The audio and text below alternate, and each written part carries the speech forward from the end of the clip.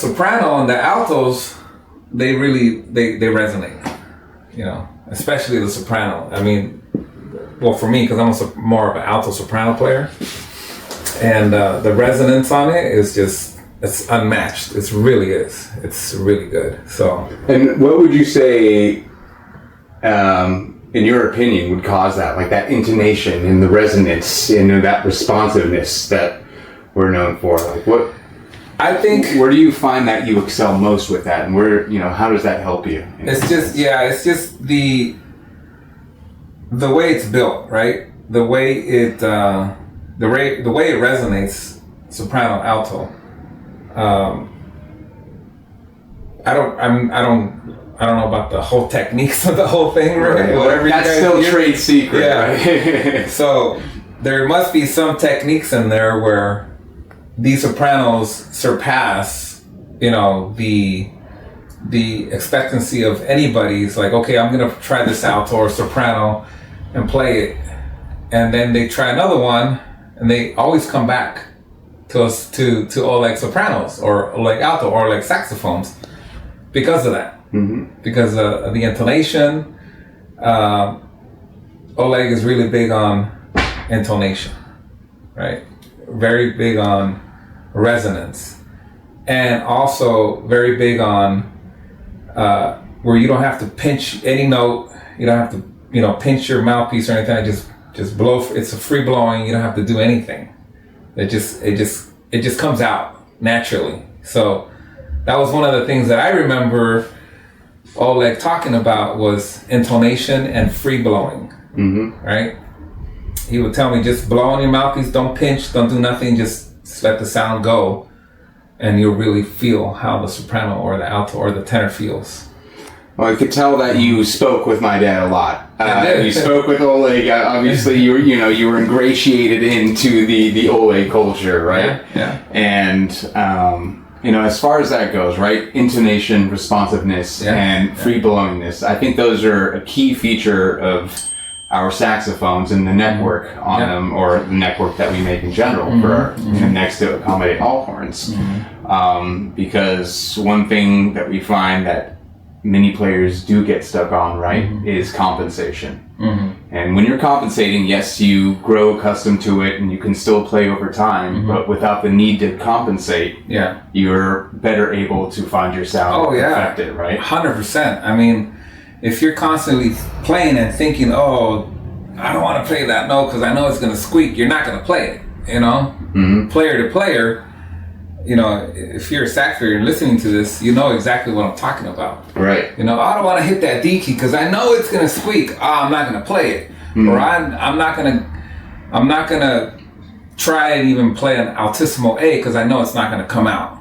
You know, I'm not going to try and play in a G or altissimo G, you know, with these two here and these two down here because I know it's not going to play.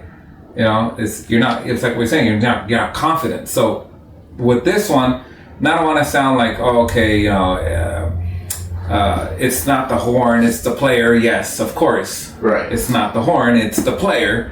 But if you have a horn that can get you there better and you're the player, then you excel even more than 110%. You know what I mean? So absolutely.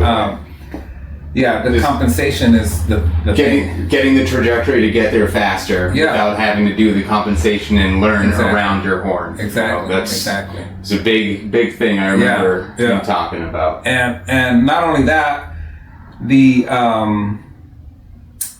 these horns, they're built to last. You know, I've dropped my soprano, God, I don't even know how many times, and it's like a tank. You know, I have another friend. He has a tenor, Oleg tenor. It's falling off the stand once in a while here and there. He'll pick it up and he'll keep playing it. Nothing ever happens to them. So that's another thing. They're built tough. You know what I mean? They're built to. Obviously, you don't want to throw these around, but hey, if you have a little accident here and there, whatever, it'll still play. You know, it's not like other saxophones. You know, I don't want to say any brands, but that I've had where, you know, a minor little push or whatever, or some kid ran across the stage and it kind of just toppled over on the stage. And I'll go and pick it up and I'm like, how did that even bend? I can't even play it anymore. Yeah. So they're built really good too. Right. I mean, that's of course was another thing that is a big part of our horns and the design, right? Not only just upgraded key work to fit the hands better without the need for our enhancers and things like that, but also to last, right? Yeah. Just because once the horn is damaged, of course it does cause changes to the horns, which then you're trying to replicate over time, or just to rebuild and get to where it was at that perfect state. But then again, that's where I guess the neck work comes in, right? Yes, and then you can always modify the necks to get that sound that you need. Yeah. Oh, you ready to? Let's try it out. Yeah, let's try one out.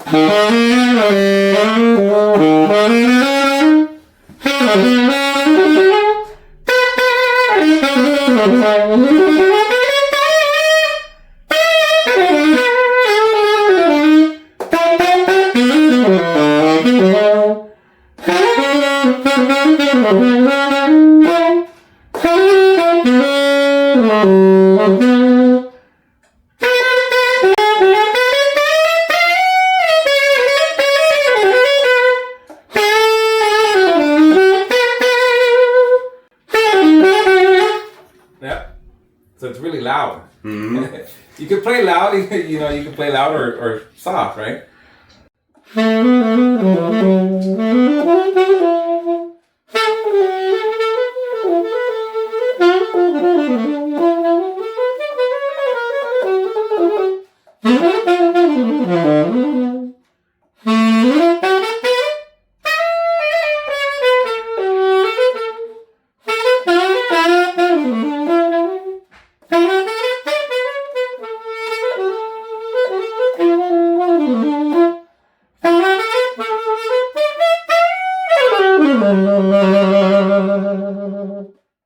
Wonderful. This is really nice. And how are you finding it when you are switching from high to low, right, in the upper registers to the lower registers, and from loud to soft? Are you still feeling that same responsiveness? It responds. Yeah, it really does. Like if I pinch hard, it'll get the sound that I'm hearing in my head. Got it. So a lot of players, they sound like whatever they listen to, right? Whatever you listen to your whole life, right? It's not in particular that you're trying to sound like somebody or copy somebody else's style, but if another sax player, so what I'm trying to say is another sax player probably won't sound the same like I do on this alto. He'll sound different, his style, but they'll know that there's a lot of resonance on the sax. There's no resistance on it as far as airflow.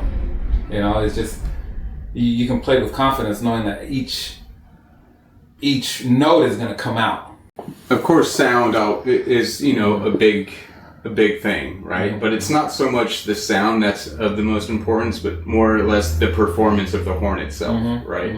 Yeah. That allows you to get the sound that you're looking for. Right? Oh yeah, 100%. Now, as far as the alto goes, can you maybe try doing some long tones? Some long tones, just regular, not pinching, not doing anything, just free blowing, and I'm using the Olegature as well, so Perfect. even more resonance.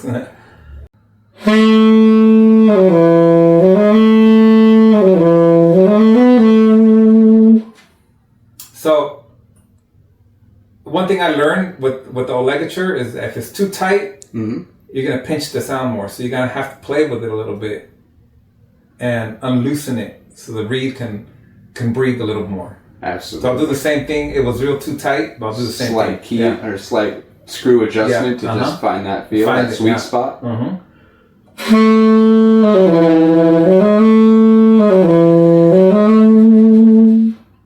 a little less.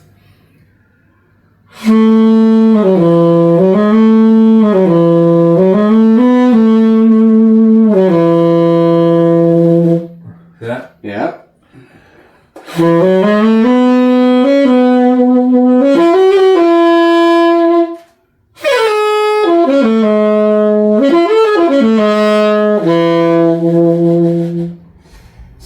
in that case, when you're, let's say even if you're trying out any other horn, right, and you're going to test it, we've always found that the most effective way to test a horn, right, is by blowing long notes. Just long notes, yeah.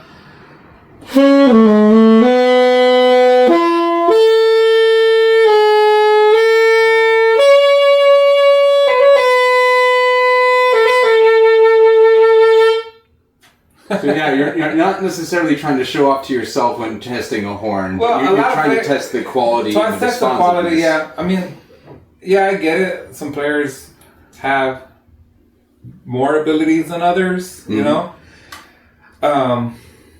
jazz, blues. What do you got? Jazz, blues, or classical. I think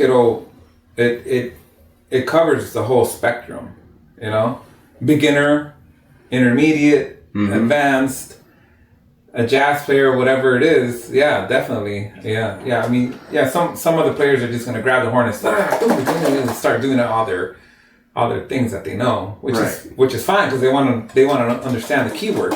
But I think it's better if you hold long notes and just get a whole sense of the resonance of the alto, absolutely, or the sax, or the tenor, or the soprano, and that's what I did. I sat here with the soprano, and we started doing long tones.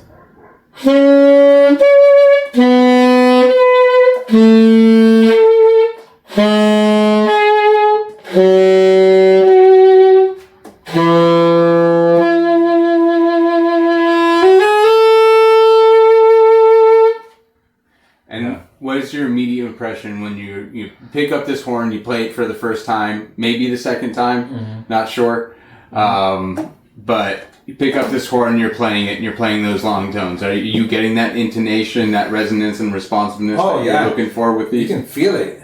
You can feel the whole resonance in your chest, and especially the tenor being louder. I'm really not a big tenor player, but yeah, you can feel it. You can feel it. You can feel the whole resonance in your whole body, and in your fingers. It's like just resonating all over. You just feel it in the heart and soul. Yeah, you can feel it. Other saxophones, like other brands, I don't say brand names, but they all have the same sound, right? Everybody saxophone sounds, but resonance is where it's at. The resonance and the intonation. And the sound that's really where a horn shines, right? Because if I take this same note, it's gonna sound the same on every alto that I play, right? But the difference is the intonation and the resonance and how it sounds is what makes a difference, especially on these horns. Right. Yeah. Okay. Well. I think you just captured a very important piece there, and that's not just for these horns, but for anybody who's going to just try out horns in general, because I've seen it too many times at every trade show, right? You have the pros who know their songs that they played 1,000 times. You have the intermediate players and you have the beginners, but everybody plays what they know. And the most common thing is, you're going to play fast, test out the key work, see how it feels is a big thing. That's not how you get get a feel for the horn itself and the quality of not only the sound, but the intonation, resonance, responsiveness, the free blowingness, long notes, really test the air quality or just how much air you have to put out to get that response, things like that. And of course, as you had mentioned with the ligature, right? Like when you had loosened it just a bit, what happened there? So the sound changed a little bit. It changed, and it was too tight. So it didn't let the reed flap, because I don't know how many RPMs per second it flaps, but I'm assuming it does a lot. Right. If you put it under a slow-mo camera, I don't know if anybody's done it, but it'll vibrate, right? So the vibration on it, if it's too tight, you're gonna lose the vibration. So you don't want to over tighten these either. You gotta have a certain sweet spot, like where you're saying, where you want it to have the reed breathe more. So I find it better when I use it all the way in the back, not too far back, but further down, down the mouthpiece, and then towards the bottom, and then I just tighten up the front one, and I leave the back one a little loose. Okay. The rear one. So that way it's a little tighter in the front, but not too tight, and then loose in the back. Mm-hmm. So it kind of just, it tightens, it looks like a V, right? If you look at it from the top to bottom, right? I have it as like a little V shape, and that's where my sweet spot is. Mm-hmm. You know, some other players will say, no, I like it better on the back because I want a darker sound or whatever it is. But you can really play with it. It's like it's kind of where I mean, it's a well-known fact, but one thing that Oleg always lived by, right, was 95% of the sound. Could be 94, could be 99, who knows. But the horn is the resonator. The sound comes from the mouthpiece, the reed, the ligature, and the neck. But the biggest part that everybody sometimes forgets to leave out is the embouchure, right? So that's, I think, and kind of what you just had described there is a perfect example. You know, you prefer the V facing you, whereas somebody with a different embouchure or playing style will prefer it the complete opposite, in the cone, or just the bars straight next to each other. Yeah, and that's another big factor. Exactly. So it all depends on reed size too. 3.5, right? 4. I'm always on a 2, maybe 2.5 at some times, and I'll probably have to shave it down a little bit. But a 2 for me is fine because I really don't pinch too hard. I like to just free blow the sax more and get the sound that way. You know, hey, some other players might be like, I have an 8 opening tip mouthpiece and I like to use a 3.5. Whoa, that's going to be a bigger sound. It's going to be louder too. So you might have to change the mechanism on the Olegature and find that spot. Right. You know, absolutely. But it's very versatile. That's the thing. I mean, it'll play with anything, any mouthpiece, any reed. This is the only thing I use. It's the only thing I use. You know, this because I've used other ligatures, and for I always come back to the Olegature. Intonation. So you pair this up with the Olegature and then Oleg saxophone. I mean, you got resonance for days. It's crazy. I think we should turn that into some sort of slogan. Resonance for days. Resonance for days, man. It sounds good. I love it. All right. You know, I appreciate the saxophones. I appreciate everything you guys are doing. Really, with the brand. You know, it's definitely a legacy. You know, I was thinking about that on the way over here. I said, man, this is a legacy, man. This is something that, you know, your father produced, and it who doesn't know about Oleg? You know what I mean? It's gonna keep going. Well, before you get out with or get done with that sax, do you want to try the lacquer one that I kept seeing you eye down? Yeah, that one. That one's good. Let's try that.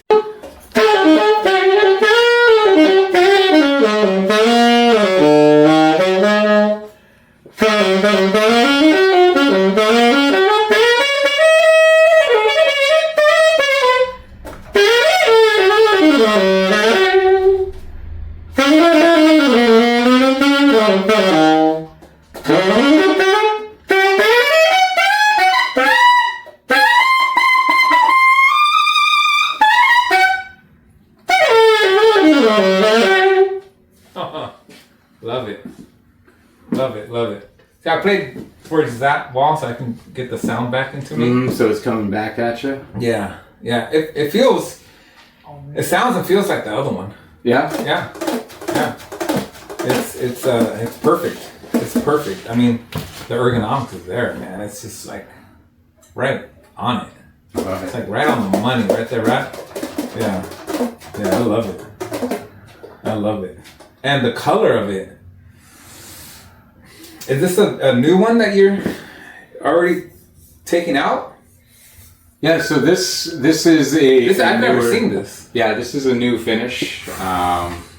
This is a sandblasted gold matte. Oh man. It's the light finish on that. So that's this thing. That is also, we have that in the sandblasted gold matte lacquer. So I really like this with the gold-plated keys and all of that stuff. I really like this. I want to take this home. This is really nice, man. You need that for the tenor too, then, right? For the tenor, I gotta pair it up. Yeah, look at that. Yeah, you get all three of them, tenor, alto, soprano, like this. You show up to a gig, you put them all in the front. You turn some heads right there. Yeah, I'll tell you that. Yeah, this is nice. This is nice. I mean, I know that's like when you saw that one at first, you're like, yeah, I have my eye on. You already know I have my eye on this one, for sure. Not this one, but I'm sure you're gonna mass produce these. Oh yeah, I mean I'll get one like this. We're definitely going to get the horns finally on a bigger scale than my dad was ever able to, just because we have a bigger team now, so we're finally able to do it. Yeah, this is amazing. I mean, NAMM, when's that gonna happen? Next year, maybe? NAMM next year we'll be there. 2027? 2027. Okay. 2027. We're there. We'll be, you guys will be there. Probably Isaac as well. Jeez, come out and check it out, because this thing rips. It really does. Love it. It really does. It's wow. I love it. It's like.